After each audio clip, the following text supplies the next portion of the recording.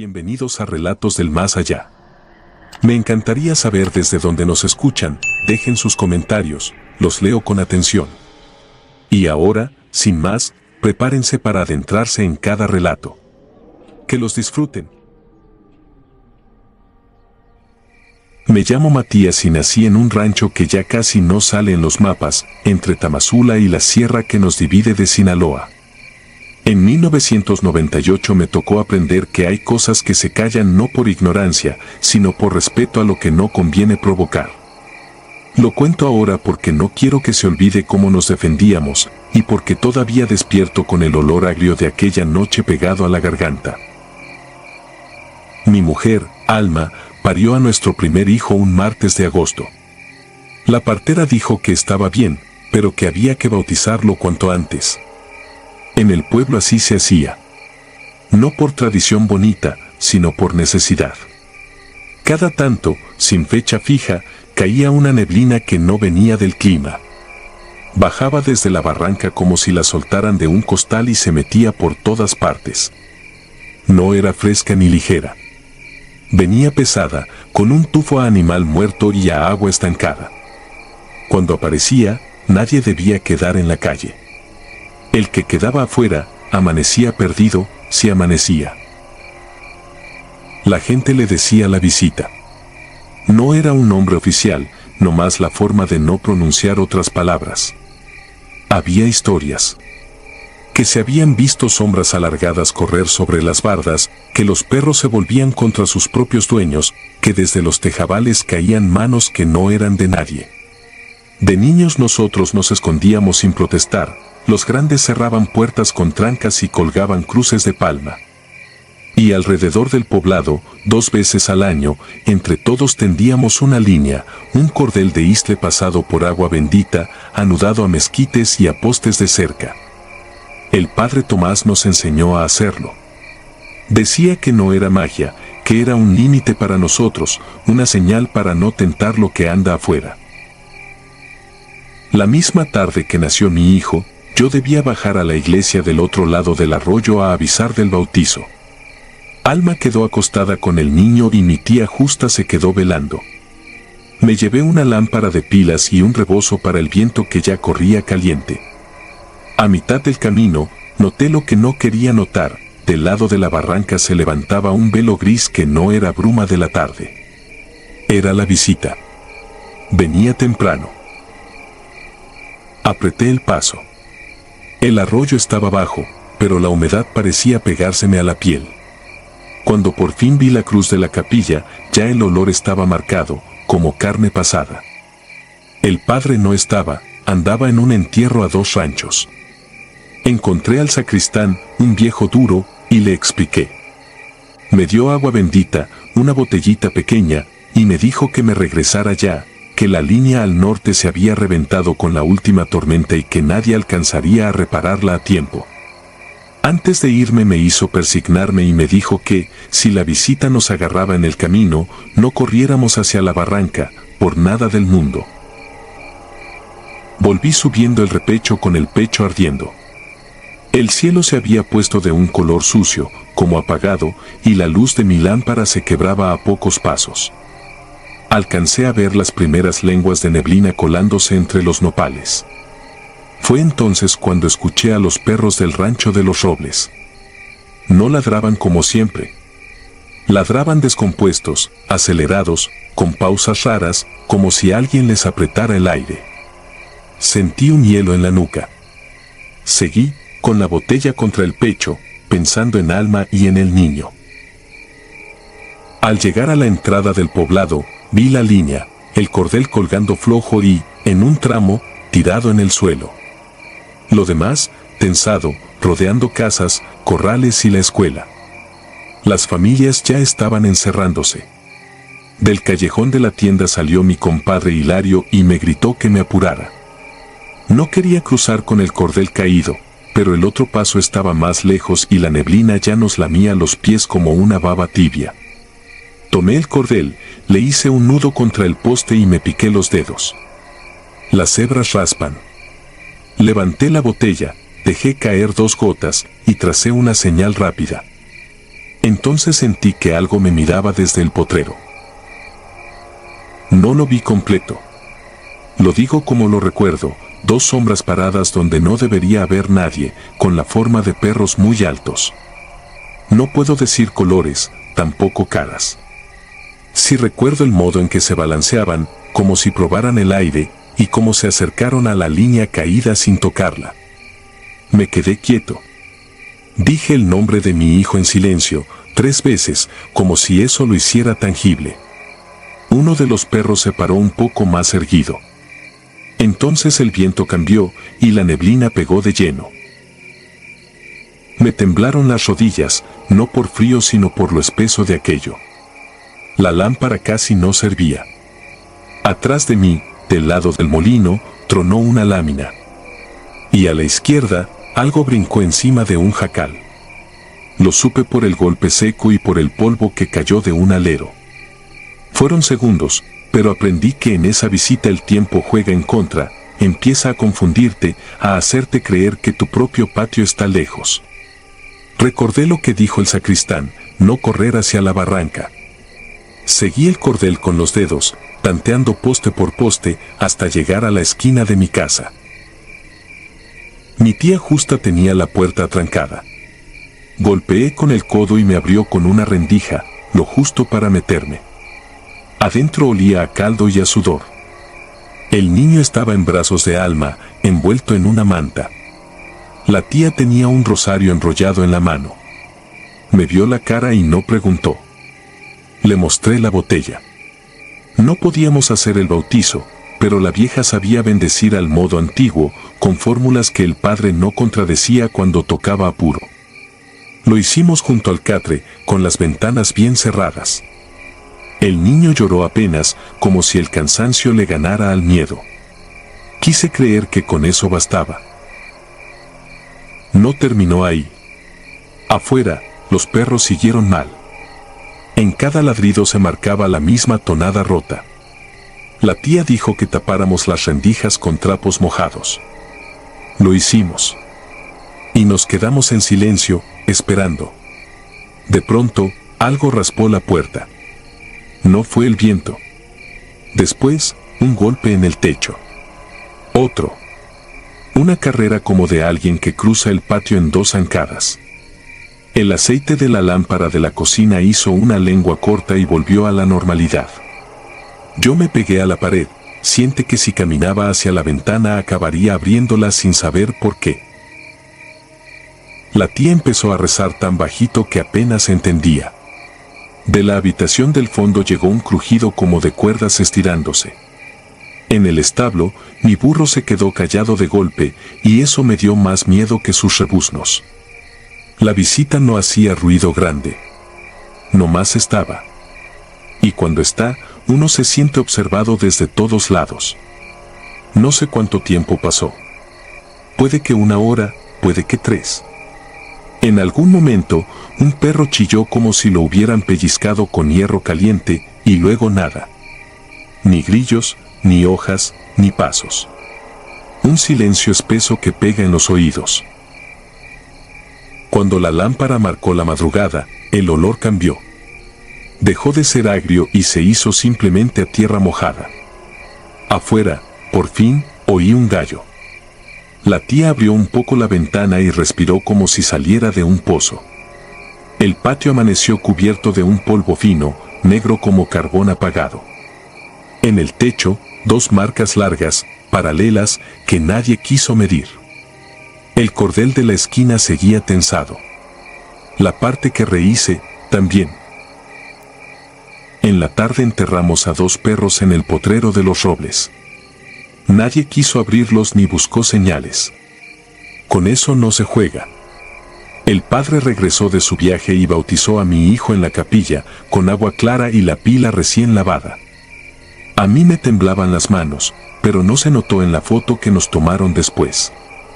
La línea volvió a reforzarse esa semana. Le pusimos más nudos, más cerca uno del otro, y colgamos pequeñas ramas de pirul, como nos enseñaron los viejos.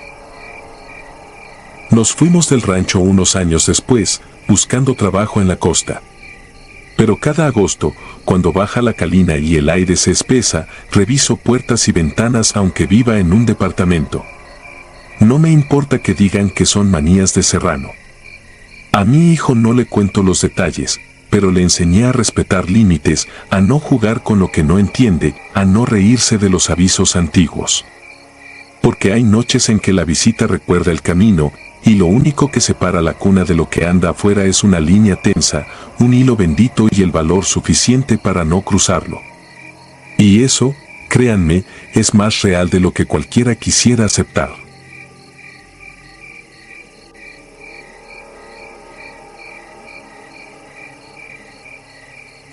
La cuenta. Me llamo Julián Arteaga y hace 4 años dejé el despacho para dedicarme a restaurar casas viejas en los Altos de Jalisco. Lo hice por oficio y porque me calmaba la cabeza. La rutina de enderezar techos con teja quebrada y apuntalar muros de adobe me parecía un trato honesto con el mundo. Pensé que nada podía salir mal si uno se mantenía entre cal, madera y medida. La casa que me cambió estaba en San Jerónimo del Monte, un pueblo pequeño, con pocas calles y muchos relatos. El inmueble perteneció a un excomisariado ejidal, don Fabián. El nieto, ya avecindado en León, me contrató para dejarla digna y venderla rápido. Era una construcción de corredor ancho, patio con naranjos y un aljibe clausurado con una tapa de concreto reciente. El techo colgaba como hamaca vieja y el zaguán tenía las bisagras comidas por el óxido. El primer día, al retirar un aplanado, aparecieron líneas de lápiz sobre el tabique, iniciales, estaturas y una palabra repetida, entrada. No eran marcas de obra. Estaban ordenadas por columnas, todas con letra pareja. En la cocina de humo localicé restos de un enjarre distinto, una franja sellada de canto a canto. Avancé con cuidado y, detrás, surgió un cuarto estrecho, sin ventilación, de piso apisonado. El aire picaba. Había un catre sin colchón, una mesa con marcas circulares y un ropero bajo con pestillo interior. En el ropero encontré un cuaderno de pasta dura etiquetado con tinta deslavada, registro. Adentro, páginas con nombres, apellidos, estaturas, referencias mínimas, ferretería, camioneta azul, venía de Totatiche, tía en Nochistlán. Al final de cada línea, un signo, cruz, círculo o raya. No había fechas claras, solo meses apuntados con abreviaturas. También hallé una caja de madera con objetos sueltos, medallas, peinetas, un boleto de autobús de 1982, un naipe doblado, una hebilla con iniciales. No valían nada por sí mismos, pero parecían arrancados de la vida de alguien. Esa noche revisé la hemeroteca digital del estado y, a la par, padrones viejos del municipio. Me bastó un par de coincidencias para sentir que estaba metiendo la mano donde nadie quería. Nombres del registro aparecían en notas mínimas, joven no llegó a casa, última vez visto en la carretera. El patrón no era perfecto, pero insistía. Entendí que ese cuaderno no organizaba obra ni materiales, organizaba gente. Me propuse actuar con método. Fui al archivo municipal y pedí el libro de comisariados. Confirmé que don Fabián había ocupado el cargo a finales de los 70 y parte de los 80. Pregunté por el aljibe clausurado, me dijeron que lo cerraron por seguridad, nadie supo cuándo. Contraté a 2 albañiles de confianza, Neto y Adrián, y concentré el trabajo en la parte sana de la casa. Me juré no volver a abrir el cuarto. Duré 3 días. El cuarto atraía. Cada tarde, ya con la luz baja, regresaba a leer una página más. Encontré una sección distinta, solo iniciales y números de zapatos. Pensé que eran medidas de obra hasta que apareció una línea que decía entrada por zaguán y otra aljibe, ver tapa. No dormí bien. Empecé a despertar a las 3:11 con un golpe seco que no provenía de la calle ni del techo. Era un golpe imprimido en la casa misma, como un llamado sin voz. El jueves, antes de que llegaran los muchachos, desimbré alrededor de la tapa del aljibe. El concreto reciente estaba fisurado y tenía huellas de palanca. Había una argolla embebida y, a un lado, la huella seca de un escalón desprendido. No seguí. Llamé a la policía municipal, expliqué lo que hallé y entregué el registro y la caja de objetos. Me tomaron la declaración con una paciencia cansada. Se va a turnar, dijeron. Al final me recomendaron no altere más la escena. Volví a la casa y sentí que la casa me devolvía la mirada. Los días siguientes trabajé con puertas abiertas. Varias personas mayores se asomaban, curiosas. Una mujer me dejó pan en una bolsa y dijo que su cuñado había desaparecido en 1981. El apellido coincidía con una de las páginas que ya había fotografiado. Le mostré la línea en papel. Se persignó, no lloró, solo apretó la bolsa del pan contra el pecho hasta marcar la miga. Desde ese día, todo fue cuesta arriba. Un hombre en una pick-up blanca se estacionó frente a la casa 3 mañanas seguidas. No habló. Otra tarde, un joven con gorra negra me pidió regresarle el cuaderno, usando mi nombre sin habérselo dicho. Le dije que ya no lo tenía. Se quedó parado en el umbral hasta que llegó Neto con un saco de cemento y se fue sin mirar a nadie. Decidí terminar lo básico y entregar. Tapé el cuarto con bloque y dejé listo el techo. Una noche, a punto de cerrar, me quedé solo. El golpe de las 3:11 no esperó a la hora, recorrió los muros a plena tarde, como si se hubiera cansado de mi calendario. No había viento. Bajé al patio y me planté ante la tapa del aljibe. Me quedé ahí, sin mover un dedo, hasta que oscureció. El comprador llegó un lunes. Revisó, regateó, pagó. Entregué llaves y me fui con la sensación de haber quitado una venda que nadie quería fuera. 2 semanas después, el nuevo dueño mandó demoler parte del patio y nivelar el piso. Me enteré por Neto, el señor no quiso líos, tapó todo con grava y losa nueva. Yo había enviado copias del registro a la comisión de búsqueda. Me acusaron recibo con un correo breve. Nadie volvió a llamarme. Intenté seguir con otros trabajos. No pude. En cada casa vieja veía la misma mano, un cuarto con medidas imposibles, una puerta añadida, un mueble con pestillo por dentro. En Tepatitlán, detrás de un closet, hallé marcas de uñas sobre madera. En Yahualica, un piso con cal endurecida que se quebraba en placas. Todo me llevaba a la misma pregunta: ¿cuántas casas guardan su propio listado? Un domingo volví a San Jerónimo sin avisar a nadie. Caminé hasta la capilla del barrio de arriba. Alguien había repuesto el candado. Me quedé en la banca exterior viendo los nombres de las lápidas sencillas empotradas en el muro. Noté que varias tenían iniciales que conocía del cuaderno. No eran las personas del registro, eran apellidos repetidos, familias completas marcadas por ausencias antiguas. Pensé en la palabra que encabezaba todas las columnas: entrada. Y en otra que nunca aparecía: salida. Esa noche, en el hotel, recibí una foto por mensaje desconocido. Era la tapa del aljibe, ya sellada, con una cruz de cemento fresco encima. Debajo, una frase escrita con dedo: no abras. No respondí. Apagué el celular y escuché el tráfico de la carretera como si fuera mar. Supe que no iba a poder cerrar esto con un correo. Al día siguiente, sin pedir permiso, pedí una pala en el corralón y regresé. No pretendía violar nada, quería comprobar si el golpe de las 3:11 tenía un origen. No alcancé ni a clavar la punta. 2 patrullas se estacionaron en la puerta. Me pidieron identificación, me recordaron que la propiedad ya no era mía. Les conté del registro, del archivo y de la tapa. Tomaron nota en una libreta pequeña. Uno de ellos, más joven, miró el patio y, con voz baja, dijo que su tía había buscado a su primo durante 30 años. No me detuvieron. Me escoltaron a la calle y cerraron el portón.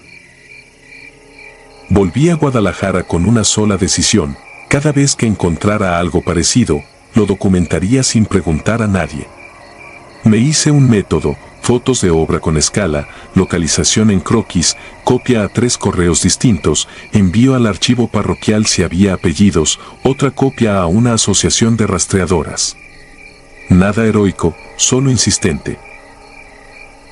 Han pasado meses. A veces, a las 3:11, un golpe seco me despierta en mi departamento, donde nada debería crujir. Me levanto, camino el pasillo, tomo agua y vuelvo a la cama. No rezo. Repaso mentalmente los nombres que alcancé a memorizar. En la libreta de obra que uso para mis clientes existe, desde San Jerónimo, una columna extra. No apunta materiales. Anota procedencias: Nochistlán, Mesticacán, San Juan de los Lagos, Lagos de Moreno. Al lado, dibujo pequeñas marcas: cruz, círculo o raya. No sé si tienen el mismo sentido que tenían en aquel cuaderno, pero me sirven para no olvidar. No creo en fantasmas. Creo en casas con memoria y en personas capaces de organizar la desaparición como si fuese inventario. Si algo aprendí es que las paredes no callan para siempre. Tarde o temprano, el golpe regresa. A veces desde un aljibe sellado. A veces desde la banca fría de una capilla. A veces desde la mesa donde uno cree que solo está calculando vigas. Cuando vuelvo a San Jerónimo, paso frente a la casa vendida. El portón ahora es nuevo y el corredor luce lámparas de forja. Los turistas se toman fotos contra el muro restaurado. Nadie mira al piso. Yo sí. Reconozco, a través de la losa reciente, la tapa que ya no se ve. No puedo abrirla. No sé si cambiaría algo. Lo único que me queda es seguir registrando, casa por casa, la parte de la cuenta que a otros les conviene borrar. Y cada vez que escucho el golpe, vuelvo a empezar. Porque el inventario, aunque lo tapen, insiste. Porque la casa, aunque la pinten, recuerda. Porque la entrada, en algún punto, reclama su salida.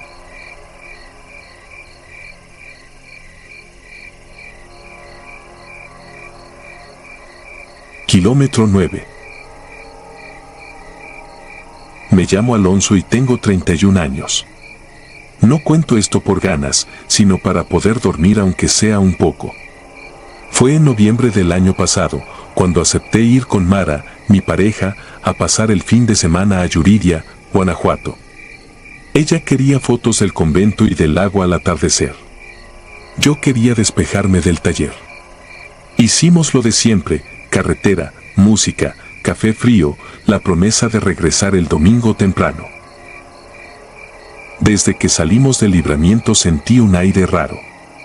No por miedo, sino por esa tensión que te avisa que vas a entrar en terreno ajeno. El lago estaba abajo, la orilla descubierta como costra resquebrajada. Rentamos un cuarto en una casa antigua, patio con limoneros y pasillos largos. La dueña, doña Berta, nos dejó pan y un jarro de atole que olía a canela. Dormimos tranquilos. El sábado caminamos por el convento, compramos pan de feria y queso en el mercado. Todo normal hasta que, rumbo a la tarde, un señor con sombrero viejo nos pidió un favor. No lo busqué, salió a mi paso frente a la carnicería. Me dijo que venía de una ranchería rumbo a Casacuarán, que estaba solo, que le urgía entregar un paquete a su hermana antes de que anocheciera. Sostuvo una bolsa de manta atada con mecate. Me ofreció pagar gasolina. Dijo que era cosa de familia, nada más. Se presentó como Claudio. Tenía manos curtidas y una mirada fija, como de no pestañear. Le dije que íbamos en carro. Aceptamos. Nos explicó la ruta: desviarnos por la brecha de tierra que sale del camino a Valle, pasar el puente de cemento, seguir hasta el agave solitario y, desde ahí, 9 kilómetros rumbo al Lomerío. La casa, aseguró, era fácil de ver: fachada de barro con puerta verde, nopal pegado a la barda y una pila junto a un guayabo. Recalcó que no abriéramos la bolsa. Le creí. A veces uno quiere creer. Salimos a las 4:15. La brecha era de piedra suelta, el polvo se levantaba como talco. Atravesamos parcelas secas y un grupo de vacas famélicas que nos miraron sin moverse. El sol caía lento. Seguimos las señales. Agave solitario. Puente de cemento. Lomerío. En el marcador del carro, 8.9. Unos metros más, la casa. Era tal cual la describió: barro, puerta verde, nopal, pila. Toqué fuerte. Nada. Volví a tocar. A la tercera, una mujer mayor se asomó. Rebozo azul marino, cara tostada, ojos hundidos. No habló. Miró la bolsa y alzó la mano. Se la entregué. La sostuvo con una fuerza sorprendente, como quien carga a un hijo. Me hizo una seña de que esperara. Entró. Oí pasos arrastrados. Algo cayó. Un golpe seco, luego silencio. Salió sin la bolsa. No agradeció. Cerró más de la mitad la puerta y quedó mirándonos por la rendija. Sentí un cosquilleo en la nuca. Dije que nos fuéramos. De regreso, el camino se hizo más largo. A mitad de la brecha vi un montón de piedras alineadas en cruz. No estaba antes. En el espejo retrovisor, la polvareda formaba una especie de pared. No sé si fue la luz o la hora, pero el aire perdió olor. Ni tierra, ni plantas, ni gasolina. Nada. Se escuchaba solo el motor y el golpeteo de las pequeñas piedras contra el chasis. Quise acelerar. Algo me contuvo. Llegamos al puente y, al otro lado, una patrulla. Nos marcaron el alto. Revisaron todo: cajuela, mochilas, refacción. El más joven preguntó de dónde veníamos. Dije la verdad. El mayor llamó por radio. Hicieron señas. El joven apretó los labios. Nos dejaron ir con la recomendación de evitar esas brechas al anochecer. Noté que me temblaban las manos. Esa noche en el cuarto no pude dormir. Mara tampoco. Se oían pisadas en el pasillo. Pensamos que era la dueña. Abrí la puerta. Nadie. El patio estaba quieto, limones brillando bajo el foco. Nos volvimos a acostar. A medianoche, un olor fuerte a cal húmeda entró por la ventana. Mara dijo que olía a cuarto recién rascado. No respondí. En el techo se dibujó una mancha oscura que no estaba en la tarde. Tuve la sensación de que el cuarto nos miraba. Al amanecer salimos sin desayunar. Antes de llegar al centro, vimos 2 camionetas sin placas pasar despacio. En la esquina, un grupo de hombres observaba la calle como si contara personas. Pensé en la bolsa. Pensé en la mujer. No quise atar nada. De vuelta en la autopista, tomé aire. Creí que todo quedaría en anécdota. No fue así. 3 días después, a las 6:20 de la mañana, tocaron fuerte la puerta de mi departamento. No era policía. Eran 2 hombres con chalecos oscuros que no traían insignias. Preguntaron por mí con tono plano. Dijeron que alguien había dado mi nombre y placas. Preguntaron si conocía a Claudio. Les dije que no. Mintieron sin parpadear: nomás queremos hablar. Cerré. Llamé a Mara. Cambiamos nuestras rutinas. Nos dejamos de etiquetar en fotos. Empecé a ver la misma camioneta gris en distintas calles. Tal vez era otra. Ya no sé. Para entonces dormía poco y mal. Empecé a notar pequeñas cosas que no sé explicar con calma. Un rastro de tierra húmeda en el pasillo de mi edificio que llegaba hasta mi puerta y se detenía ahí. Un paquete de harina que dejé cerrado y amaneció abierto, con marcas de dedos. Un vaso con agua en la mesita que amanecía con una fina capa de polvo en la superficie, como si alguien la hubiera esparcido con soplo corto. Un viernes desperté con una línea blanca en el tobillo, como si me hubieran amarrado con un cordel. Volvimos a Yuriria una sola vez, a recoger una chamarra que Mara había olvidado. Doña Berta tenía los ojos rojos, como de desvelo. Dijo que la casa de la Brecha había salido en una nota del municipio. No la vi. No quise. Pregunté por Claudio por impulso. No lo conocía, dijo. Se quedó pensando. Luego contó algo. Desde hace meses, gente de los ranchos bajaba al mercado a encargar recados, bolsas, sobres. A veces eran medicinas para los abuelos. A veces, ropa. A veces, cosas que no se nombraban. Uno aceptaba por cortesía. La mayoría cumplía y ya. Algunos tenían visitas. Esa tarde conduje hasta donde empezaba la brecha. No entré. Me bajé del carro. El viento venía del lago, áspero. Noté, sobre el primer poste, una cuerda con nudos en serie. En el suelo, marcas de llanta recientes. A lo lejos, un perro flaco cruzó entre espinos. Me di la vuelta. En el espejo vi, por un instante, a una mujer parada junto al agave. Rebozo azul marino, la bolsa de manta apretada contra el pecho. No la vi de frente. No quise comprobar si estaba. Regresé con el cuerpo tenso y la mandíbula apretada hasta dolerme. Desde entonces, la casa huele de vez en cuando a cal, como si acabaran de sellar una pared en la madrugada. En el taller, al fondo, donde guardo las llantas usadas, encuentro piedras apiladas como cruz, siempre tumbadas al día siguiente sin que nadie las toque. En el retrovisor, a veces, el asiento trasero parece tener peso. No miro mucho.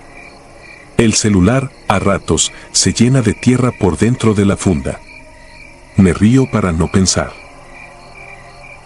No sé qué llevaba la bolsa. No sé si era un simple encargo o una forma de atar nombres a rutas, caras a favores, gente a alguien que manda sin presentarse. Sé lo que olí, lo que vi a medias, lo que mi cuerpo entiende aunque me niegue. También sé que hay hilos que se tensan cuando uno dice que sí por vergüenza de decir que no. Hilos que no se cortan al llegar a casa.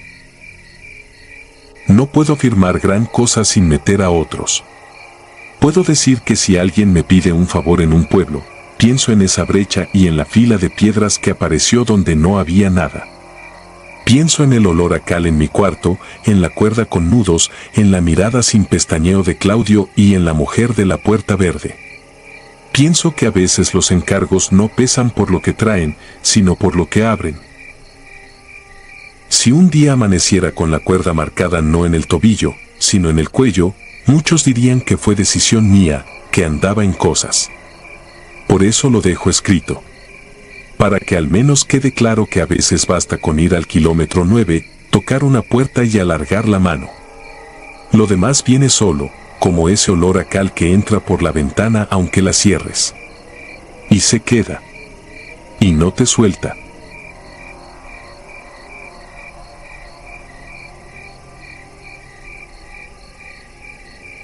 No estás en la lista. Me llamo Esteban Márquez, soy de Puebla y desde hace años vivo de la cámara.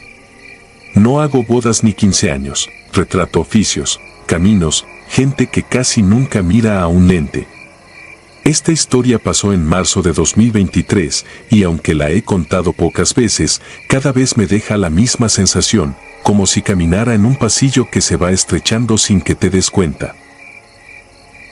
Buscaba un sitio tranquilo para documentar la siembra de maíz de temporal en la sierra.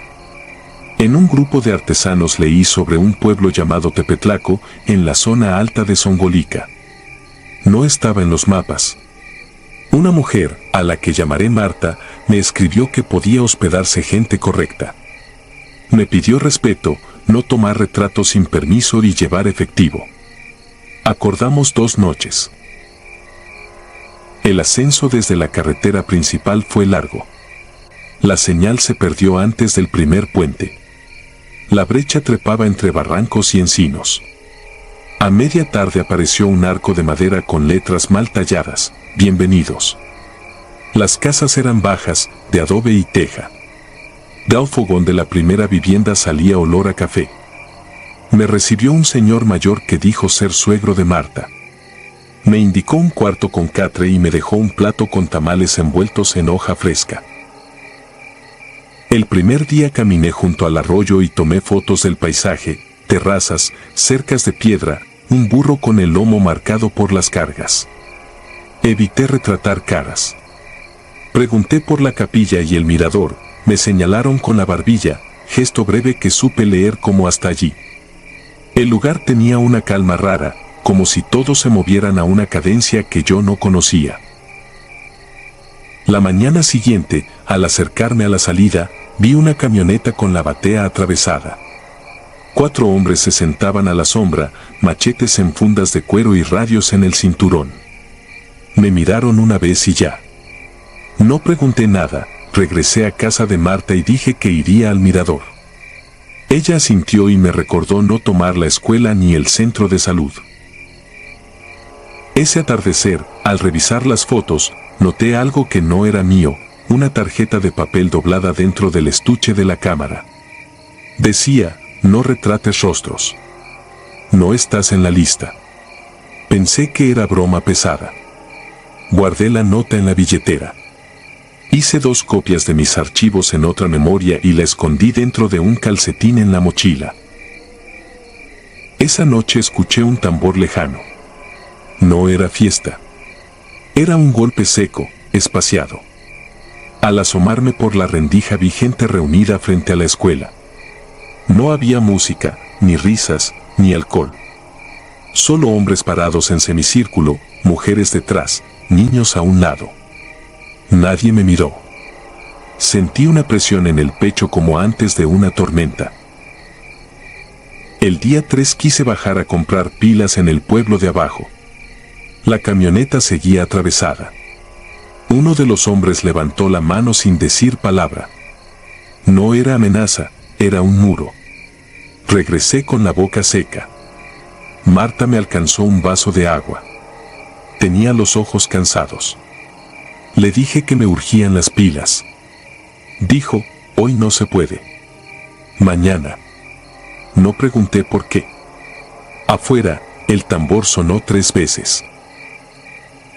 Ese mismo día noté que faltaba una memoria. La que llevaba con mis primeras tomas. Revolví todo, en silencio. Nada. En la mesa había un cuaderno con tapas gastadas. No era mío. En la primera página se leía: año 2018. Visitantes. Había columnas: nombre, oficio, motivo, entrada, salida. Algunos registros tenían una marca al final, una raya inclinada como una cicatriz. En una hoja más reciente estaba escrito: control de paso. Nadie sin autorización del consejo. Quise convencerme de que aquello era pura organización interna, una forma de cuidarse. Pero la lista seguía hasta fechas cercanas y en la columna de salida había espacios en blanco. Me temblaron las manos. Cerré el cuaderno. No dije nada. Esa noche, el tambor no sonó. Fue peor. El 4.º día amaneció con neblina baja que el sol disipó pronto. La camioneta se había movido, pero otra la reemplazaba. Los hombres eran distintos. Vi 2 radios activados, chasquidos de estática. En la tienda ya no me vendieron. La niña que el primer día había sonreído apretó los labios y se escondió detrás de su madre. Alguien me señaló con el mentón. No escuché palabras, pero entendí. Decidí salir a pie. Sin la cámara, sin mochila, solo la billetera, la nota y el teléfono muerto. Tomé la vereda del agua, la que baja entre piedras planas. Caminé hasta que el bosque se abrió en un claro con magueyes altos. Me detuve a respirar. Entonces oí algo que no era el viento: pasos detrás, firmes, sin prisa. No quise voltear. Seguí hasta una cerca. Del otro lado, una parcela. Un hombre joven reparaba un alambre. Me vio, no alzó la cabeza. Pregunté si ese camino bajaba a la carretera. Me respondió con una frase que se me quedó clavada: por aquí, solo con permiso. Regresé por otra vereda, como quien se rinde, pero en lugar de subir bordé el cerro y encontré un trazo viejo, casi perdido. La tierra estaba suelta. Caminé con cuidado, contando cada paso. Oí de nuevo los pasos detrás, luego nada. Al fin vi un tendido de luz entre árboles, la cinta gris de la carretera. Pendí la dignidad en alguna rama y salté la última cerca. Un Nissan de redilas pasó lento. Le hice señas. Se detuvo. Me subí sin preguntar. El chofer no dijo nada hasta el entronque. Me dejó en un paradero donde volvía la señal. En el primer pueblo con cobertura busqué Tepetlaco Zongolica. No había referencias. Escribí a Marta. Mensaje no entregado. Guardé el cuaderno en mi cabeza como se guarda un nombre que no debes repetir. Esa tarde, ya en la habitación barata de un hotel de paso, vi que la memoria que creía perdida estaba en el fondo del estuche. La revisé. No tenía una sola imagen. Todo vacío. La copia escondida en el calcetín sí tenía archivos, pero los rostros lejanos se veían borrosos, como si el enfoque hubiera fallado con precisión quirúrgica. Un amigo de una ONG leyó mi resumen y me pidió detalles. Dijo que en la región hay lugares que operan con usos y costumbres muy estrictos. Que a veces, frente al acecho de fuera, se cierran. Que un foráneo con una cámara puede ser, sin querer, un problema. Quise creer que todo se limita a eso. Pero las columnas sin salida en el cuaderno, esa marca en diagonal, la nota de no estás en la lista, me acompañan desde entonces como la sombra de un incendio que ya se apagó pero sigue oliendo. Pasaron semanas. Un día recibí un mensaje de número desconocido. Solo decía: devuelve lo que te llevaste. No respondí. No me llevé nada material. Dejé el pueblo con las manos vacías. A veces creo que aquello no fue personal. Tal vez yo era uno más de los que una comunidad decidió no aceptar y me dejaron ir porque no valía el riesgo. Otras veces me pregunto por los espacios en blanco de la columna de salida. He vuelto a la sierra por otros caminos. Ahora aviso, pido permiso, guardo la cámara más tiempo del que la saco. Cuando me preguntan por pueblos que no aparecen en los mapas, digo que existen y que su decisión de no estar es también una forma de protección. Pero si insisten en ir, repito lo único que aprendí con certeza: en algunos sitios nadie te abre ni te cierra la puerta. Solo toman lista. Si tu nombre no está, el camino se hace más largo, el aire más pesado, y cada paso que das suena como si fueras dejando una huella que no quieres que alguien cuente. No volví a Tepetlaco. No tengo cómo explicar su ubicación sin equivocarme. Solo sé que, una noche, el tambor golpeó a la distancia y entendí que hay decisiones que no se discuten. Que no todo se registra, que a veces la manera de desaparecer a alguien es no nombrarlo. Y que hay pueblos donde tu presencia se vuelve un problema aunque no hagas nada, porque no estás en la lista y allí todo se decide con listas. Desde entonces viajo ligero, miro menos a través del lente y más con los ojos. Y cuando el camino entra a un bosque alto, cuando los perros no ladran y las ventanas se mantienen entornadas, sé que debo guardarme. No por cobardía. Por respeto a un orden que no controlo y que, si me equivoco, puede cerrarse a mi alrededor como una trampa sin alboroto ni gritos, solo con un tambor lejano y un cuaderno donde nunca aparecerá mi salida.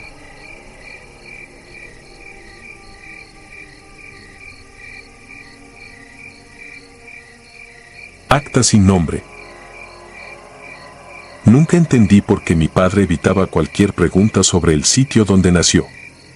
Solo decía que allá la gente sabía callar y que él aprendió tarde. Murió en 2020, una madrugada sin ruido, y con su partida quedó en mí una especie de vacío que no se llenaba con fotos ni con anécdotas. Al cumplir 33 decidí buscar su origen. No por nostalgia, por la necesidad de ponerle límites a un pasado que caminaba detrás de mí como una sombra. Su nombre era Esteban Vargas y, según papeles viejos, había salido de un rancho llamado San Nicolás de las Tunas, perdido entre lomeríos secos en el noroeste de Zacatecas. Tomé un autobús hasta Fresnillo, otra camioneta hacia Valparaíso y, desde ahí, una troca desvencijada que funcionaba como pasaje. El camino fue puro polvo y vibración. Al bajar, el conductor señaló con la barbilla una vereda: siga hasta una pila de piedra junto a un pirul, ahí empieza el pueblo. Caminé 40 minutos bajo un sol que pegaba como si bajara desde muy cerca. San Nicolás tenía una capilla encalada con la pintura descarapelada, un aula con ventanas sin vidrio, un par de casas con techos reparados a retazos. No escuché música ni radios, solo un golpe metálico a lo lejos, repetido sin prisa. Toqué la primera puerta. Me miraron sin parpadear, sin interés, y la cerraron. La segunda, igual. En la tercera, un muchacho con la gorra al revés dijo que allí no vivió ningún Esteban Vargas. La negación fue tan pareja que olía a práctica. Me senté a la sombra de la capilla. Tenía el sudor compacto, ese que ya no refresca. Crucé la plaza sin prisa y entré a la comisaría. En el mostrador había un libro como de inventario, cubierto con una funda de plástico. Pregunté por el registro civil. Un hombre gordo, con camisa a cuadros, respondió que el libro de nacimiento se había quemado en un incendio hace mucho. Dijo la frase con un tono liso, sin ofrecer detalles. Le di el año de nacimiento de mi padre, negó con la cabeza con una calma que me irritó. No está. Quise insistir y él cerró el libro como si cerrara una puerta. Al salir, noté que el golpe metálico provenía del cementerio. No era duelo ni oficio, era el eco de una pala pegando contra roca a intervalos exactos. Crucé el campo. Entre las tumbas, un hombre mayor con sombrero y camisa vieja trabajaba en una franja de tierra reseca. Su piel parecía curtida por décadas de sol. No me miró al llegar. Se detuvo, apoyó el peso en el mango y habló sin voltear: tu padre sabía reparar relojes. Siempre llegaba a la misma hora. Me quedé inmóvil. Él siguió: si busca el nombre, no lo va a encontrar en las paredes. Lo borraron. Me pidió que lo acompañara al caer la tarde. Caminamos hacia el borde del pueblo por una brecha que se hacía estrecha entre nopales y piedras. Llegamos a un corral en ruinas y detrás, a un pozo cubierto por una plancha de fierro remachada al brocal. En una esquina, 2 letras grabadas con lima, S y V. El viejo puso la mano sobre el metal como quien reconoce una cicatriz. Aquí guardaron lo que no debía verse, dijo. No explicó más. Me dio una llave pequeña atada con un cordel.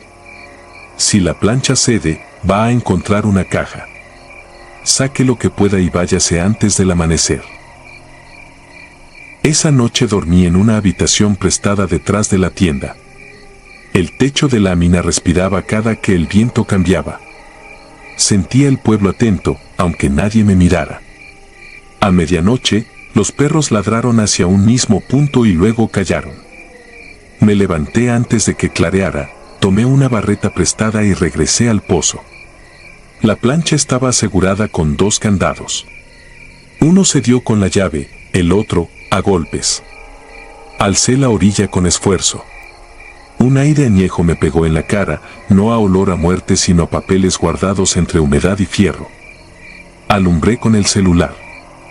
Abajo, una caja metálica amarrada con alambre. La subí con torpeza. La tapa estaba unida por un pasador. Dentro había libretas negras con sellos municipales, algunas hojas con esquina chamuscada, un puñado de fotografías pegadas por el tiempo. En la primera libreta, Los nacimientos de San Nicolás entre 1975 y 1985. Faltaban páginas, otras estaban arrancadas con filo. Encontré un acta con mi primer apellido y un apellido materno que no conocía. En el espacio del padre, un espacio en blanco, no tachado, blanco. En otra hoja, una nota a lápiz con letra apretada: el que no se escribe, no existe. En el lomo de otra libreta, un sello: tenencia de la tierra. En el margen interior, una firma torpe que reconocí por una foto: Esteban V. Las fotos eran de reuniones en la capilla, de asambleas con hombres levantando la mano, de camionetas cargadas con muebles. En dos imágenes, mi padre más joven, mirando hacia un costado, siempre en la orilla, sin coincidir con el lente. Detrás de él, hombres que no se dejaban ver completos. En una esquina, un pizarrón con nombres y flechas. Arriba, una palabra escrita con tiza: listas. Había además un sobre con un acta de defunción sin folio. Nombre: Amalia. No había apellidos. Fecha: 1982. Causa: asfixia. Firma: la misma de mi padre. Bajo el sobre, recortes de periódico de sucesos, familias enteras mudándose de ranchos cercanos, por seguridad, un incendio en una bodega, una nota confusa sobre reacomodo de población. Al fondo de la caja, una cadena gruesa oxidada, con un candado roto. Guardé en mi mochila una libreta y el acta sin folio. Cerré como pude y devolví la plancha a su sitio. Cuando el sol ya había subido, volví al pueblo para buscar al viejo. Nadie supo decirme dónde vivía. En la tienda, una mujer quitó la vista y me cobró el agua sin hablar. Pasé de nuevo frente a la comisaría. El gordo había puesto el libro en otra funda. Al salir noté, pintado con cal sobre un muro, un trazo borrado: Vargas. El apellido se intuía más que leerse, como si alguien hubiera querido desaparecerlo sin lograrlo del todo. Me senté en la capilla. Supe que debía largarme. Antes de irme, entré al aula abandonada. En el pizarrón, letras torcidas: repaso de multiplicación. En la pared, clavos sin cuadros. Abajo, una caja de madera con sobres abiertos. Dentro, listas de despensa, de láminas, de herramienta. En la esquina superior de cada hoja, un cuño con fecha de 1982 a 1984. Todas firmadas por el coordinador de ordenamiento. Nunca nombraban al coordinador, solo la función. En una lista de 1983, reconocí el nombre de mi abuela materna. A un lado, un triángulo a lápiz. Nada más. De regreso, el camino parecía más largo. En el tramo donde la vereda se parte en dos, un grupo de hombres bloqueaba con piedras. No me hablaron. Atravesé con la mochila colgándome del hombro. Sentí la espalda sudada, la camisa pegada. Solo uno, el de gorra, se inclinó para poner otra piedra. Al pasar, noté que le temblaba la mandíbula como a quien aprieta un enojo viejo. No volteé. Esa noche dormí en Valparaíso y al día siguiente tomé el camión hacia la ciudad. En el asiento, abrí la libreta y me saltó un patrón. Cada que había un note entregado o una familia reubicada, faltaba un acta de nacimiento asociada. No una, varias. Abrían boquetes en las genealogías y luego las cerraban como si nada. Al final de la libreta, un apunte sin fecha: quitar el nombre es más rápido que quitar a la persona. La caligrafía era la de mi padre. No regreso a San Nicolás. No tengo por qué. Con lo que hallé entendí que mi padre no solo se fue, lo expulsaron y, antes de irse, aprendió a operar la maquinaria de borrar. Tal vez lo hizo para sacar a alguien sin dejar rastro, tal vez para salvar a otros, tal vez para ahorrarles otra clase de violencia. No sé. Lo único claro es que el pueblo le cobró caro saber escribir y desescribir. Por eso nadie lo dice. Por eso lo borran otra vez cuando uno pregunta. A veces, en mi departamento, más entrada la noche, saco la libreta y releo el acta sin folio. La tinta envejeció de una manera que amarilla los márgenes. El espacio en blanco donde debía ir el nombre del padre parece una ventana tapiada. Pienso en los hombres que levantaron muros de silencio a base de listas, sellos y firmas torpes. Pienso en mi apellido como una palabra escrita con tiza a la que le pasaron un trapo húmedo. No desaparece, se vuelve tenue y cansa la vista.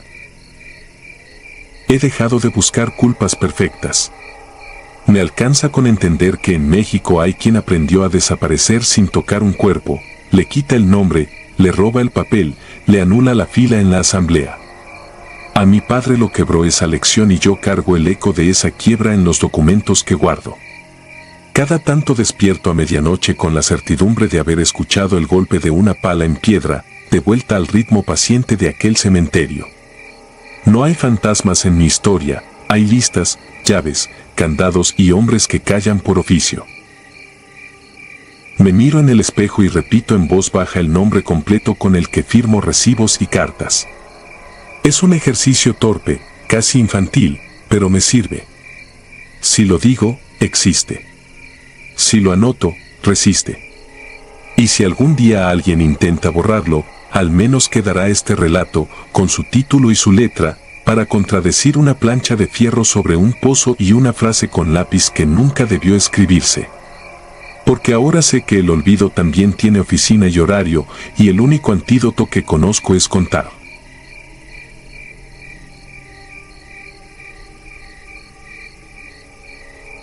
Ojos en la ladera. Me llamo Álvaro Quintana y esto ocurrió en 2022, cuando acepté una chamba de reparto en la Sierra Norte de Puebla. No soy dado a asustarme. He dormido en obra negra, he manejado de madrugada entre neblina cerrada y he peleado trabajos a codazo limpio. Aún así, lo que vivía ya me dejó con una desconfianza que no se me quita ni en ciudad. El patrón era un mayorista de abarrotes con bodega en Zacatlán. Me prestó una Nissan Estaquitas con toldo de lona y me encargó abastecer tienditas y ranchos entre Tepecintla y un poblado metido en la ladera llamado San Jerónimo de las Huertas. Terracería rota, bajadas largas, curvas ciegas. Aprendí el camino a fuerza de golpes en el amortiguador y libreta en mano para no equivocarme de vereda. La vida ahí parecía hecha de lo básico, tortillas que olían a comal reciente, café dulce, perros flacos que perseguían las llantas y mujeres mayores que pagaban con monedas guardadas en pañuelos. Me acostumbré rápido, hasta que empecé a notar faltantes pequeños al final de ruta. Un paquete de tornillos, luego 2 garrafones, después una caja con focos. No era descuido mío ni juego de memoria, marcaba cada bulto en la libreta. Los faltantes coincidían siempre con un tramo específico, una bajada larga con curva a la izquierda y, en la parte interna del giro, una casa inclinada con techo de lámina, tragada por la maleza. Un ahuehuete seco la señalaba como dedo acusador. Cada vez que pasaba frente a esa fachada sentía un jalón frío en el estómago y, sin una razón clara, levantaba la vista hacia la ventana del segundo piso. Las cortinas rotas dejaban ver una sombra quieta, delgada, tan inmóvil que no era normal. Pensé que era una ilusión del cansancio. No lo era. Le comenté a doña Efigenia, dueña de la tienda del poblado. Me dijo que esa casa llevaba años cerrada por pleitos de herencia. Nadie la habita, aseguró con su voz de piedra. Los que se meten, salen enfermos o con la mente ida. Mejor ni arrimes. No me gustan los cuentos, preferí pensar en raterillos listos que aprovechaban mi frenada en la curva. A los 3 días perdí una caja con refacciones de plomería. Me ganó el coraje y me estacioné unos metros antes del giro, según yo para apretar la lona. Crucé el camino y empujé el portón de alambre, se dio con un quejido. El patio estaba invadido por hojas, latas viejas y una rueda de bicicleta oxidada. No había candado en la puerta. El interior olía a humedad vieja y trapo guardado. Los muebles seguían cubiertos con sábanas grises, pero sobre una mesa había un vaso con agua a medio tomar y una taza con sedimento oscuro en el fondo. Eso no era de años. Era de días. Subí la escalera que crujía a destiempo. Llegué al cuarto de la ventana. Una silla frente al vidrio, un maniquí improvisado con ropa colgada en un gancho, peluca negra, cabeza ladeada. Entendí de golpe, la figura estática no era una persona. Era un señuelo. Sentí un ruido seco abajo, como si alguien brincara desde el zaguán. Bajé de dos en dos, salí al patio y corrí al camino. La lona de la camioneta estaba abierta y faltaba la caja que traía al centro. Ningún vecino alrededor. Solo el ahuehuete, los tordos y esa casa inclinada que parecía mirar de reojo. Fui con el policía auxiliar del poblado, un hombre calmado de apellido Soria. Revisamos la casa al día siguiente. No había puertas forzadas ni ventanas rotas, si hallamos cascarones de huevo, tortillas duras, un foco encendido a una hora rara. Viene alguien, entra, come, usa su asiento de muñeco y te distrae, dijo. Levantó un reporte y me recomendó variar horarios y evitar esa bajada al final del día. Hice caso. Cambié el orden de las entregas, pero volví a perder productos una semana después. Esta vez, además del faltante, encontré un papel doblado bajo el limpiaparabrisas. Era una hoja arrancada de cuaderno, letra apretada con lápiz, él nomás vigila. Yo sí entro. Se me entumieron las manos. No enseñé el papel en la bodega, fui directo con Soria. El policía endureció la mirada, llamó a 2 estatales y armó una visita más seria a la casa. Atardecía cuando entramos.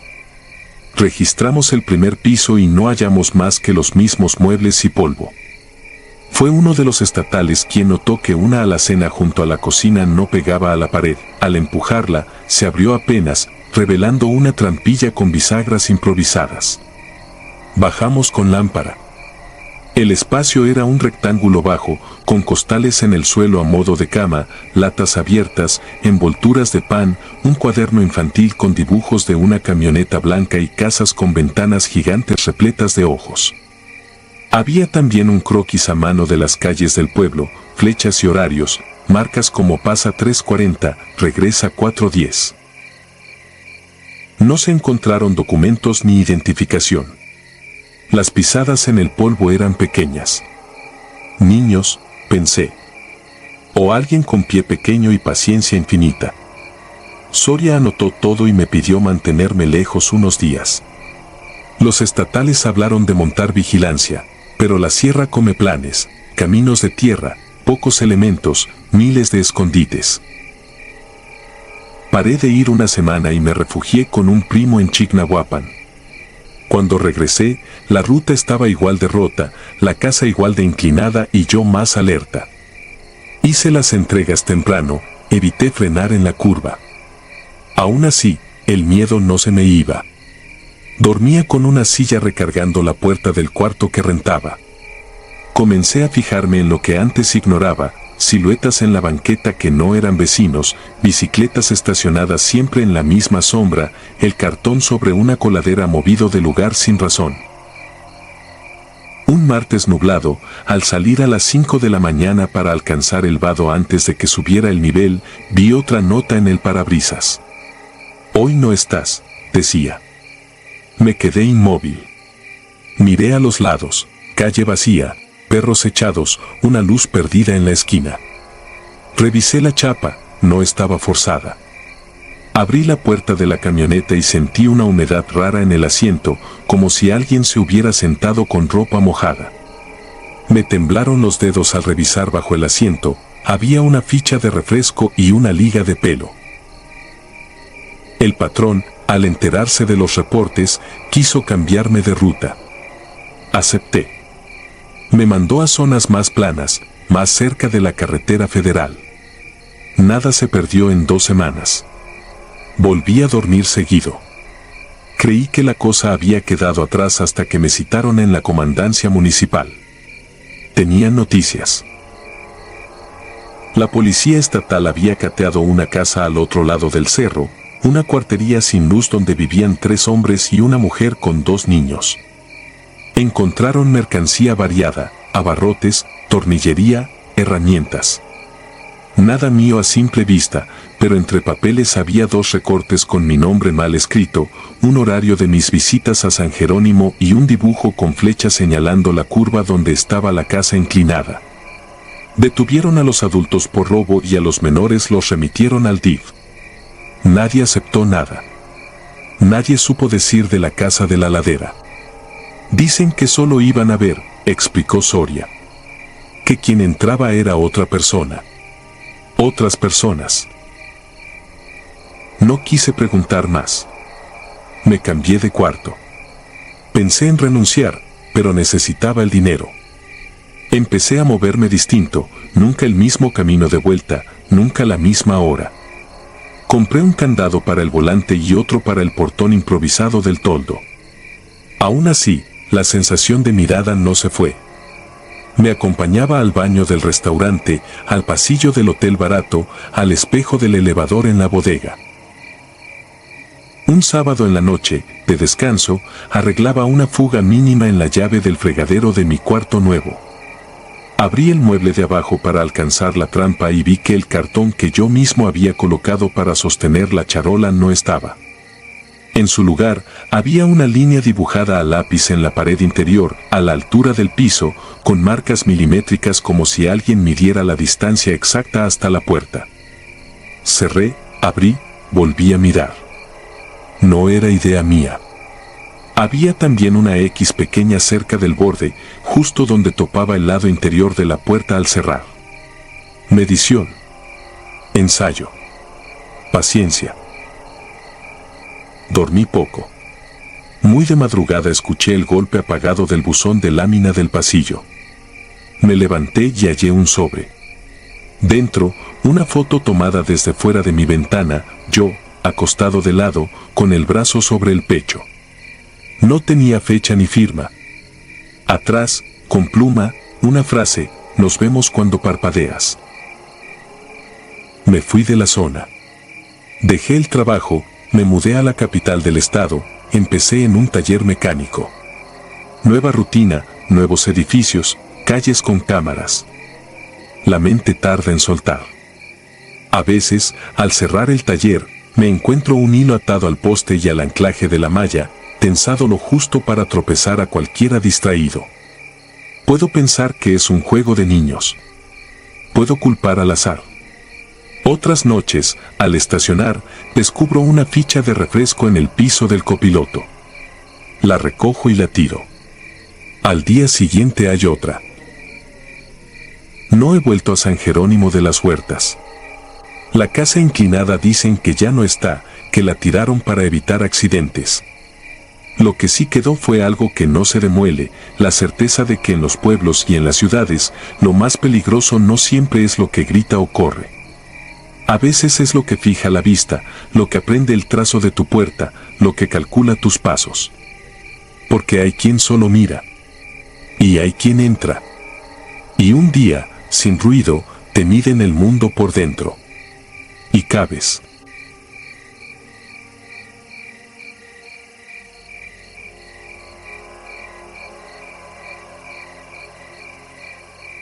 La que baila bajo el foco. Tenía 19 años cuando aquello pasó. En mi pueblo, Santa Gracia, en la sierra de Oaxaca rumbo a Veracruz, uno aprende pronto a caminar de noche sin hacer ruido y a distinguir el sonido de la rama seca del de la rama verde. Yo cuidaba las cabras de mi padre, y cada tarde regresaba por la vereda que se abría entre pinos y encinos, con la vara en la mano y la vista al suelo para no tropezar con las raíces. Esa tarde hacía frío alto, de los que se guardan en las hondonadas cuando el sol ya se va, y sin motivo me corrió por la espalda una sensación helada que me paró el aliento. No fue susto al principio, fue como si el monte me hubiera puesto la mano en la nuca para decirme que no caminaba solo. Volteé y la vi. Venía a unos pasos, mujer alta, rebozo oscuro, falda entablillada que apenas rozaba la tierra, huaraches con calcetín. No la reconocí. En Santa Gracia uno se sabe de memoria las caras, aunque sea de lejos, y esa no me cuadró con nadie. Pensé que sería de otra agencia, alguien que usaba el camino para atajar. Seguí, no quise darle asunto, pero cada desvío que yo dejaba atrás ella también lo dejaba. Llegamos a la última bajada antes de mi casa y ya solo quedaba el trazo que desemboca en nuestro patio. Las cabras apretaron el paso por costumbre, pues olían el maíz seco que mi madre dejaba en una cubeta junto al corral. Yo me hice a un lado para que pasaran primero. La mujer no me rebasó. Se detuvo en la entrada, donde el poste sostiene el foco de la noche. No pidió nada. No hizo bulla. Solo se quedó ahí, con el rebozo cubriéndole media cara. Metí el hato, cerré el portón del corral y fui con mi madre, que templaba frijoles en la cocina. Le dije que afuera había una señora, quizá buscando a alguien. Mi madre salió, miró y volvió diciendo que no había nadie. Yo me asomé de nuevo y seguía ahí, exactamente donde la había visto, con el foco apagado aún por ser temprano. Llamé otra vez a mi madre, pero ella prefirió no salir más. Dijo que si buscaba, que hablara. La mujer no habló. Los perros tampoco hicieron nada. Nosotros teníamos 5, Malora, Cirilo, Choco, la chata y uno sin nombre que apenas había llegado con el temporal. Eran ruidosos cuando pasaba gente de fuera, pero esa vez ni se sentaron. Se quedaron echados, con los ojos abiertos, mirando sin ladrar. En el rancho, cuando los perros no reaccionan, uno se queda con cierta inquietud que no se saca con el café ni con la risa. Hice mis encargos, guardé la leña, revisé las hogas. Cuando volví a la entrada, la mujer ya no estaba. La noche cayó limpia. A las 9, el frío arreció como si bajara del campanario viejo de la capilla, allá en la loma, que de tanto estar sin misa parecía tener un silencio propio. Me acosté. No tardé ni 10 minutos cuando un solo perro, Cirilo, empezó a ladrar desde el gallinero. Los otros no lo siguieron. Sentí ganas de ir al baño y me acerqué a la ventana por mirar que lo tenía inquieto. Lo que vi me quitó lo urgente y me dejó la boca seca. La mujer estaba en medio del patio, justo bajo el foco que da luz blanca. Tenía los brazos extendidos a la altura de los hombros y los movía despacio, como si arrullara el aire. Daba pasos cortos, marcados, y cada cierto tiempo brincaba apenas lo necesario para levantar los guaraches de la tierra. No parecía bailar por gusto ni por fiesta, sino cumplir un paso que no se podía alterar. Cirilo, a su lado, ladraba sin acercarse, saltando hacia atrás cuando el rebozo se movía. No grité. En casa todos dormían y yo no quise romper algo que no sabía cómo se reparaba. Cerré la cortina, me senté al borde de la cama con el corazón picándome el pecho y conté las respiraciones hasta perderles el ritmo a los ladridos. A los pocos minutos, Cirilo cayó. No me atreví a ver otra vez. Me tapé hasta el cuello, esperando que la madrugada pasara como pasa el viento, gastando lo que trae hasta que se le acaban las fuerzas. Al amanecer nadie comentó nada. En el patio no había huellas, o eso quise creer, porque el suelo estaba duro por el frío. Fui al corral y encontré a una cabra echada, la más pequeña, tiesa y con los ojos velados. No tenía mordida, no tenía señal. Solo estaba quieta, distinta a cómo se queda un animal cuando la vida se le va en calma. La saqué con ayuda de mi padre y la enterramos cerca del tejocote, sin preguntas. Esas cosas se hacen rápido, cuando uno tarda, se queda. Pasaron 3 días sin novedad. El cuarto, a la misma hora, Cirilo volvió a ladrar. Me levanté sabiendo que la iba a encontrar. Bajé hasta el corredor, abrí la puerta con cuidado y vi el patio otra vez bajo el mismo foco. La mujer ya no bailaba con los brazos extendidos. Tenía las manos juntas, pegadas al pecho, y los pasos eran más cortos, como si le pesaran. Daba vueltas alrededor del pozo de agua como contando algo invisible. Los demás perros seguían acostados, pero esta vez la chata gimió bajito, como si le dolieran los huesos viejos. Me quedé mirando hasta que la figura dio una vuelta completa y, sin apuro, se fue alejando hacia el lindero donde empieza el maizal. Se desdibujó de a poco, como si la devorara la luz. A la mañana siguiente, otra cabra amaneció sin vida, ahora una de las preñadas. Mi madre dijo que eso pasa, que a veces los animales se quiebran por dentro sin avisar. Yo asentí, aunque por dentro me crecían las dudas como maleza. Fui a dejar sal al corral, revisé las tablas, olí el aire. Había un aroma leve, conocido, mezcla de tierra y hierbas de monte que se usan en las curaciones. Me recordó a la plaza cuando pasan las mujeres vendiendo ramos para barridas. Esa tarde fui a ver a don Eliseo, el viejo que sabía de cosas del campo y de las otras. Le conté hasta donde pude sin que sonara a cuento de asustados, y él me escuchó moviendo apenas la cabeza. Me dijo que en tiempos de mis abuelos pasaba algo parecido, una mujer de rebozo que bailaba bajo los focos de las casas nuevas, como probando la luz. Dijo que no era bruja ni aparecida, sino alguien que se había quedado a medio camino en la vereda, una madre que no alcanzó a llegar a su niño cuando la llamaron, y que por eso iba de patio en patio con un paso que no podía alterar. No me dio remedio. Solo me recomendó no llamar, no acercarme, no permitir que me siguiera a la milpa. Esa noche, antes de que dieran las 9, apagué el foco del patio. Me quedé en silencio, a oscuras, con el corazón golpeando suave. Cirilo ladró de nuevo, solo. Abrí la ventana a tientas y, aunque no había luz, la silueta se marcaba por la claridad pobre del cielo. No bailaba ya. Estaba quieta junto al corral, con la cabeza ladeada, como si escuchara dentro del establo. Me pareció que hacía un gesto imperceptible con la mano, el mismo que hace mi madre cuando quiere que algo se calme. Cerré los ojos. Se oyó un roce leve, como de tela pasando por madera. Luego, nada. Al alba, el corral estaba intacto. Ninguna cabra faltaba, aunque la pequeña sepultada había dejado un silencio extraño entre las otras. Fui al pozo. Sobre la tapa de cemento había marcas circulares, muy tenues, como de guarache húmedo. Me quedé un rato, sin tocar, sin barrerlas. Durante el día, la noticia llegó de un pueblo más arriba. Una mujer había sido encontrada en el monte, perdida 2 noches, sin recordar cómo había salido de su casa. Traía rebozo oscuro. Caminaba despacio, con pasos cortos, como si arrullara el aire. La familia la recogió sin hacer preguntas.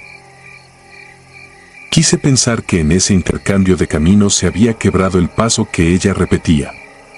Pasaron semanas y los ladridos solitarios se fueron apagando hasta volverse un recuerdo. Los perros volvieron a su escándalo normal con los vendedores de pan y con los forasteros. El foco del patio siguió alumbrando gallinas, cubetas y sombras corrientes. Mis cabras parieron sin problema. La vida regresó a ese equilibrio frágil que uno cuida sin alardes. A veces, en la última hora de la tarde, cuando regreso por la vereda con la vara en la mano, me vuelve esa sensación fría en la nuca. Ya no volteo de inmediato. Camino unos pasos más, dejo que el monte me mida, que el aire decida si viene conmigo algo que no se ve. Entonces, sin apresurarme, giro apenas lo necesario. No hay nadie. Pero en el borde del ojo, justo donde la vista se encandila con el brillo de la tarde, me parece ver el movimiento mínimo de un rebozo. Un paso que se ajusta, un giro que se apaga. Y sigo, sin hablar, hasta llegar a casa, donde el foco espera su hora para encender y el patio, si uno no lo provoca, se queda quieto.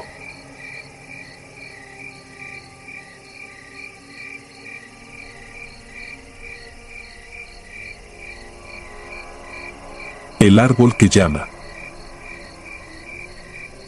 Nací y crecí en un pueblo metido entre barrancas y cafetales en la Sierra Norte de Puebla. En 1998 yo tenía 22 años y trabajaba en todo lo que saliera, bajar costales, limpiar veredas, ayudar en el panteón. La vida avanzaba lenta y, aún así, uno aprendía a no preguntar demasiado cuando la noche se asentaba como manta pesada. En mi casa me enseñaron a no tentar a lo que no vemos. Yo no hacía caso, hasta aquella temporada en que volvió el árbol que llama. Le decían así porque no tenía sitio fijo. Se aparecía donde quería, al borde de un camino, frente a un corral, en la cancha. No era un tronco común. Parecía seco, torcido, con una corteza sin brillo y largas ramas flacas que no deberían moverse y sin embargo se mecían sin viento. El olor, cuando estaba cerca, era a tierra recién abierta y a lana mojada. Nadie sabía cuándo llegaría, solo que, si lo veías, debías irte sin mirar atrás. La gente decía que en 3 días, máximo, alguien amanecería colgado de una de sus ramas. No importaba si intentaban huir a otra ranchería, el árbol encontraba la manera. La última vez que lo habían visto fue un año antes, junto al río Chico. Se intentó prenderle fuego. Las llamas caminaban alrededor y parecía que no agarraban. También llevaron machetes y hachas. El metal se desafiló como si hubiéramos golpeado piedra. Al final, el catequista fue con agua bendecida. El agua corrió por la corteza y se quedó fría en el suelo. El árbol no se fue por eso. Se fue cuando quiso. Yo no había presenciado un llamado directo. Escuché historias contadas en voz baja durante velorios o fiestas patronales. Que la mirada se nublaba, que el cuerpo seguía caminando aunque la voluntad gritara. Que no elegía solo a borrachos o a gente con problemas, a veces tomaba a quien menos esperabas. Daba miedo decir su nombre, como si nombrarlo fuera invitarlo. Esa temporada la lluvia se atrasó. Las milpas se quedaron cortas y los perros aullaban a lo lejos por nada. La noche del primer aviso estaba yo reparando una puerta en el corral cuando, de repente, cayó un silencio que no pertenecía a la hora. Ni grillos, ni agua, ni hojas. Entré a la casa y vi a mi mujer dormida con el niño en brazos. Sentí una punzada detrás de la oreja, un cosquilleo contra la nuca, y supe que algo afuera nos estaba esperando. Me asomé a la ventana, al fondo, a la salida del pueblo, el aire temblaba como sobre lumbre. Cerré los ojos para que el impulso se me quitara. No pasó. Tomé una lámpara vieja y salí. A la vuelta de la capilla me topé a don Cástulo, el velador del panteón. Caminaba descalzo, con la camisa abierta, los pies llenos de polvo húmedo. Tenía la mirada ida, clavada en un punto que no supe ubicar. Le hablé por su nombre. No reaccionó. Le tomé del brazo. La piel estaba helada. Le dije que regresara conmigo, que lo esperaba su mujer. No contestó. Respiraba como si cada sorbo de aire fuera demasiado pesado. Me planté frente a él. Alzó la vista y, por un segundo, me reconoció. No dijo mi nombre, apenas se llevó una mano al pecho y se estremeció. Me miró no con miedo, sino con una tristeza sin fondo. Quise cargarlo, llevarlo a empujones. Logré desviarlo de la vereda que baja a la barranca, lo hice caminar hacia su casa, poco a poco, a punta de terquedad. La lámpara tiraba un círculo débil que nos seguía como animal cansado. En la puerta lo recibió su hija. Lo sentaron. Le di agua. Pareció entrar en sí, cerró los ojos y respiró más parejo. Cuando me fui, creí que había ganado. Al amanecer llegaron los gritos desde la cancha. Corrí. Ahí estaba. El árbol se había plantado a la mitad del campo, donde pateábamos la pelota los domingos. No había estado ahí la tarde anterior, nadie lo dudó.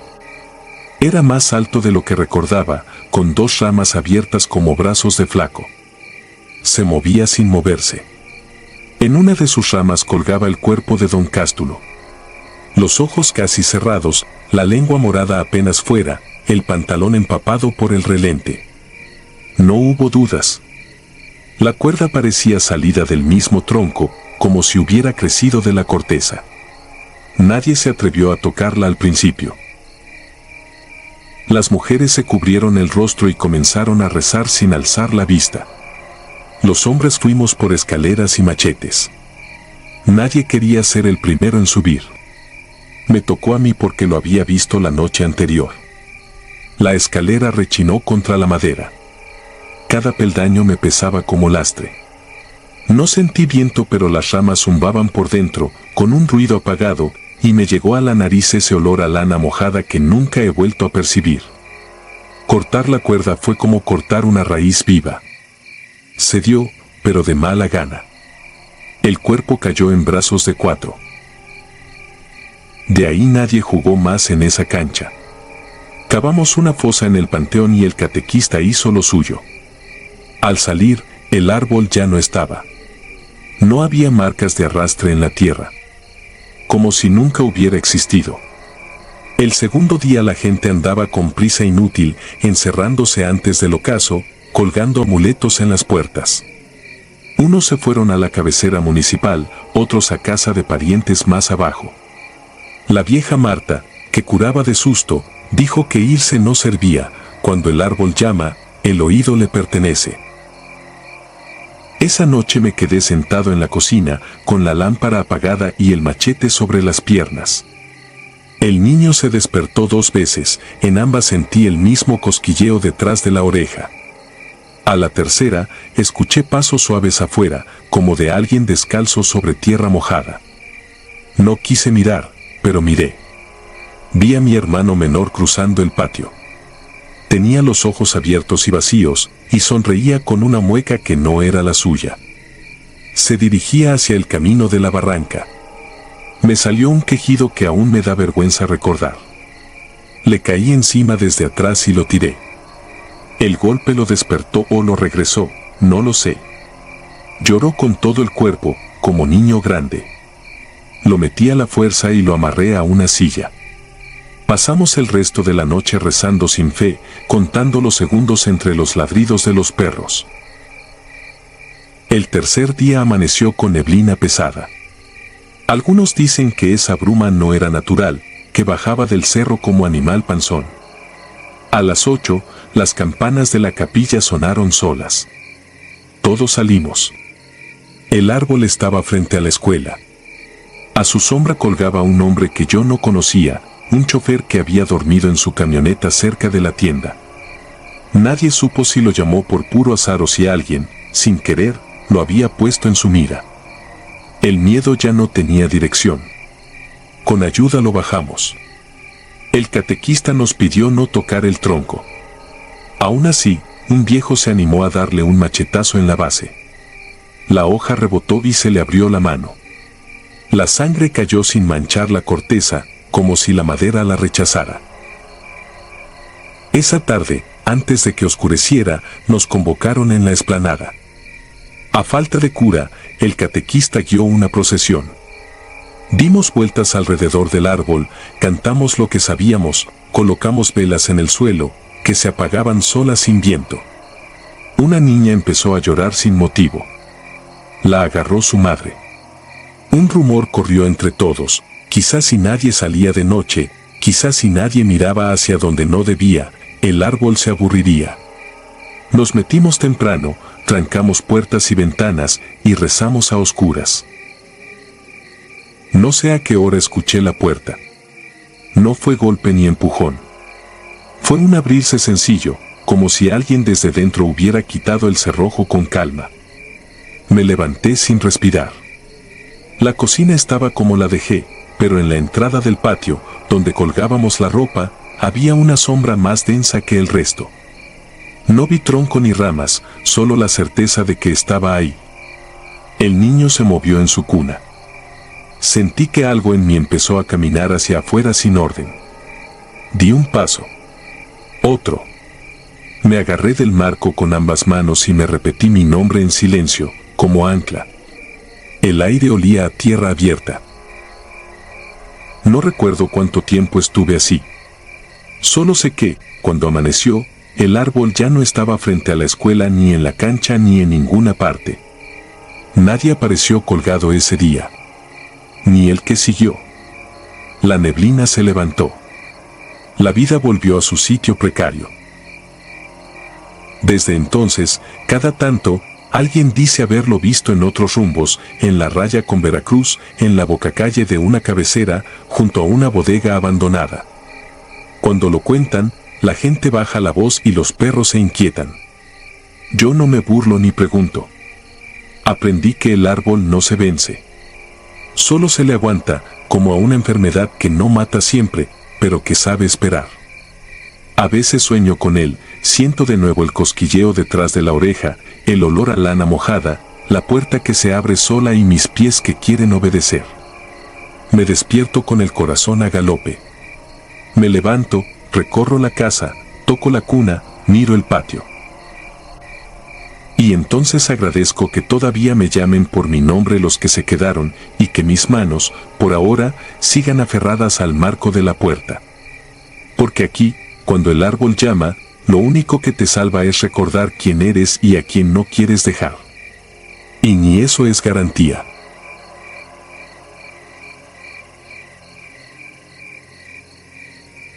Si te gustaron estos relatos, regálanos tu like y déjanos tu comentario.